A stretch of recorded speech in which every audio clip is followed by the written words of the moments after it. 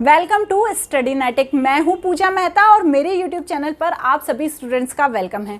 बच्चों, class 12th की पढ़ाई कर रहे हैं हम यहाँ पर। Chapter 1 not for profit organisation. इससे पहले मैं एक वीडियो बना चुकी हूँ जिसमें मैंने इसकी स्टार्टिंग को समझाया था। यदि आप वो वीडियो देखना चाहते हैं तो आप जाकर देख सकते हैं, लेकिन यहाँ पर आप सिर्फ रिसीप्ट एंड पेमेंट अकाउंट समझने आए हैं तो भी आपका वेलकम है। चलिए बच्चों, तो यहाँ पर हम देखते हैं कि रिसीप्ट एंड पेमेंट अकाउंट बनाया क्यों जाता है और कैसे जाता है।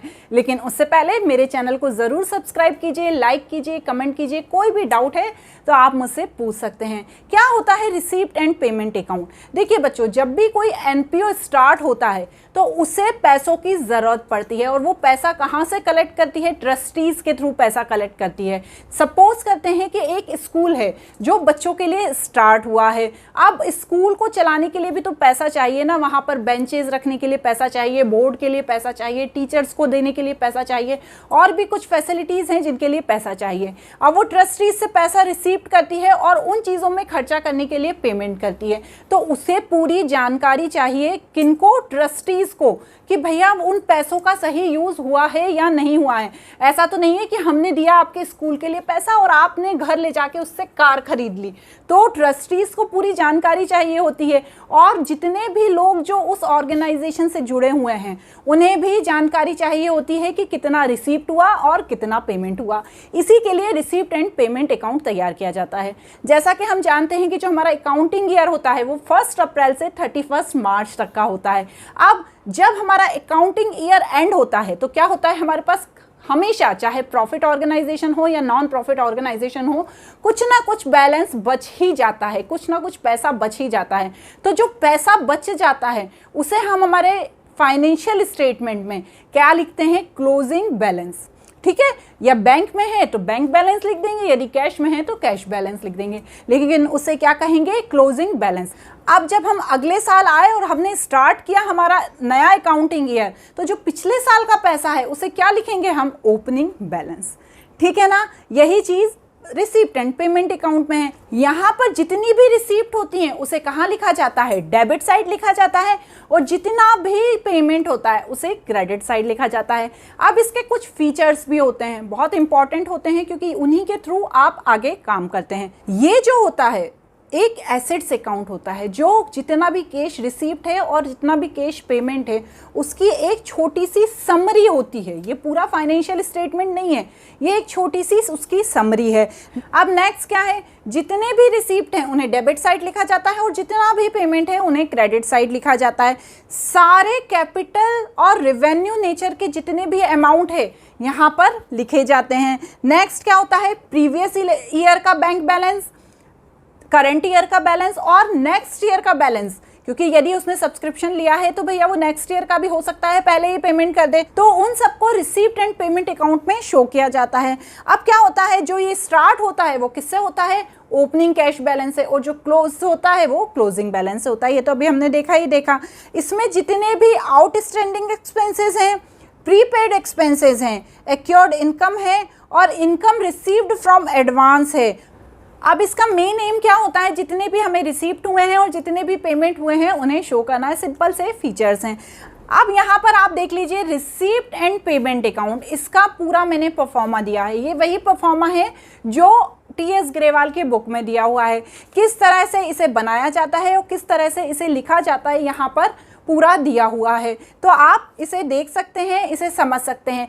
अब यहाँ पर जो एक एक चीज़ें हैं, जैसे जनरल डोनेशन हुआ, जैसे स्पेसिफिक डोनेशन हुआ, उसके मैं सेपरेट शॉर्ट्स लेकर आऊँगी। ठीक है ना, क्योंकि यदि मैं वीडियोस में बनाऊँगी तो आपको नहीं समझ में आएंगे। मेरा एक अलग से यूट्यूब चैनल है स्टडीनेटिक शॉर्ट्स, वहाँ पर मैं छोटे छोटे से शॉर्ट्स बनाऊंगी जिसमें आपको पता चल जाएगा कि ये छोटी छोटी सी चीज़ें हैं, ये होती क्या हैं। आपको जो चीज़ समझ में नहीं आए उसमें आप सर्च करें और फाइंड कर लें। ठीक है ना, अभी आप इसे नोट कर लीजिए। यदि आपके पास बुक है तो बहुत अच्छी बात है। अब यहाँ पर क्या होगा? रिसीप्ट एंड पेमेंट अकाउंट बनाया कैसे जाता है उसे हम समझेंगे। तो उसके लिए एक क्वेश्चन हम देखेंगे।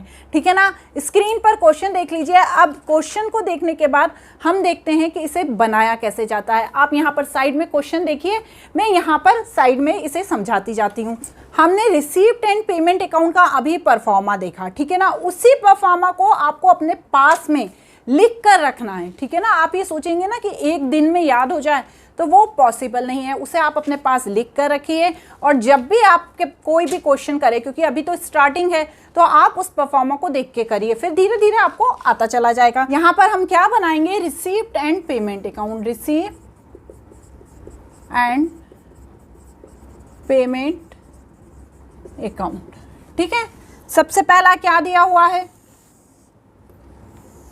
देखिए आप,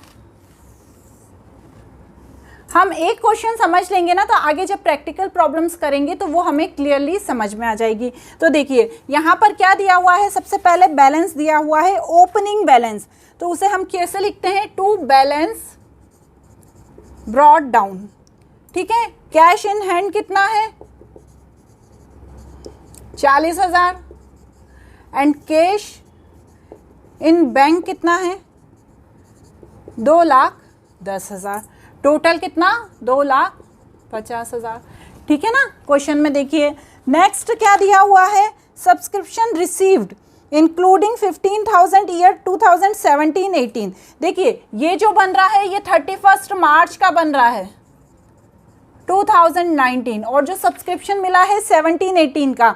हमने अभी पढ़ा ना कि जितना भी प्रीवियस ईयर का है या करंट ईयर का है या नेक्स्ट ईयर का है, सभी अमाउंट को यहाँ पर लिखा जाएगा।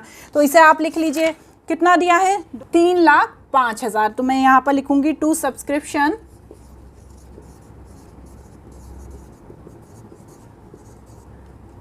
$3,05,000, ठीक है, क्लियर हुआ।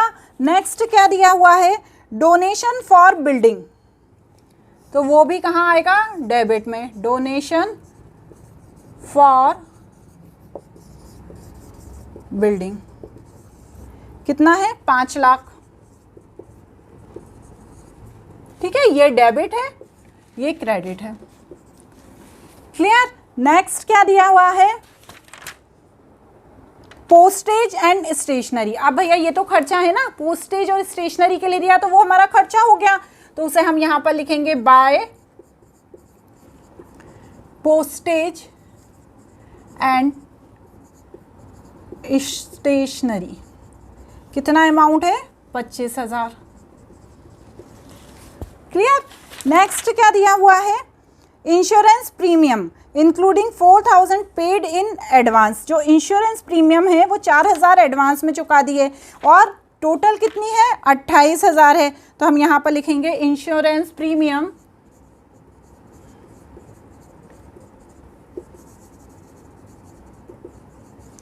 28,000, क्लियर। नेक्स्ट क्या दिया हुआ है, आप देखते जाइए बच्चों स्क्रीन पर, ठीक है। नेक्स्ट क्या दिया है, परचेज ऑन इन्वेस्टमेंट। जब हम कुछ परचेज करेंगे तो भैया वो भी तो हमारा खर्चा हो गया ना, तो बाय परचेज। कितना अमाउंट है परचेज ऑन इन्वेस्टमेंट का, देखिए 31,000, क्लियर। नेक्स्ट क्या दिया हुआ है, लाइफ मेंबरशिप फी। देखिए कोई भी फी होती है उसको भी कहाँ पर लिखते हैं हम, डेबिट में, क्योंकि क्या है ये रिसीप्ट है ना, किससे, उनके मेंबर से हमें रिसीप्ट होगी, तो उसे हम कहाँ पे लिखेंगे, डेबिट में लिखेंगे। तो टू लाइफ मेंबरशिप फी, कितना अमाउंट है, 30,000, ठीक है। नेक्स्ट क्या दिया है, सैलरी पेड, ठीक है, कितनी सैलरी पेड करी, 35,000, तो बाय सैलरी। वो जो परफॉर्मर है उसको अपने पास रखिएगा, फिर ही कीजिएगा, क्योंकि आज ये पहला क्वेश्चन है। नेक्स्ट क्या है, टूर्नामेंट एक्सपेंसेस कितने हैं, 15,000, बाय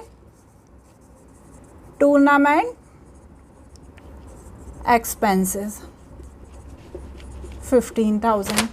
नेक्स्ट क्या है, लॉकर रेंट, तो वो क्या है, हमारी रिसीप्ट है, तो टू लॉकर रेंट। कितना मिला बच्चों, 34,000। और जो क्लोजिंग बैलेंस होता है, ठीक है ना, उसे कहाँ पर लिखते हैं, क्रेडिट साइड, तो बाय क्लोजिंग बैलेंस। अब आप यहाँ पर देखेंगे कि यहाँ पर क्लोजिंग बैलेंस सिर्फ कैश इन हैंड वाला दिया है, कितना दिया है, 8,000। अब यहाँ पर जो ओपनिंग बैलेंस था वो कैश इन बैंक वाला भी दिया हुआ था, दिया था ना, कैश इन बैंक 2,10,000 और कैश इन हैंड 40,000, लेकिन यहाँ पर सिर्फ कैश इन हैंड दिया हुआ है 8,000। तो हम क्या करेंगे, पहले इनको प्लस करेंगे और जो बैलेंस आएगा वो उसे क्या समझेंगे हम, हमारा इतना पैसा अभी बैंक में पड़ा हुआ है। तो आप प्लस कीजिए, इन सबको प्लस करने पे आएगा 111 9 000। ठीक है, और जब हम माइनस करेंगे, देखिए ना बच्चों, आप अपना कैलकुलेटर से करके देखिएगा। ठीक है, जब हम माइनस करेंगे तो आएगा 977,000। ठीक है, इस तरह से यहाँ पर रिसीप्ट एंड पेमेंट अकाउंट तैयार किया जाता है। बहुत ही सिंपल सा है, सिर्फ और सिर्फ आपको जो परफॉर्मा है उसे समझने की ज़रूरत है। तो इसे नोट कर लीजिए। अब उसमें एक एक चीज़, जैसे एक्योर्ड इनकम हुई, प्रीपेड एक्सपेंसेस हुए, कुछ चीज़ें तो आपको पता होंगी जो आपने 11th में पढ़ी होंगी, लेकिन कुछ चीज़ें आपके लिए नहीं होंगी, तो उन्हें हम समझेंगे किसमें, हमारे YouTube के स्टडीनेटिक शॉर्ट्स में। तो आप जाकर उन्हें देख सकते हैं। तो आज के लिए इतना ही, आप इन्हें चाहें तो नोट कर लीजिए। अब जो अगला है, क्या है अगला, इनकम एंड एक्सपेंडिचर अकाउंट, वो कैसे प्रिपेयर होगा उसे हम समझेंगे। Thank you.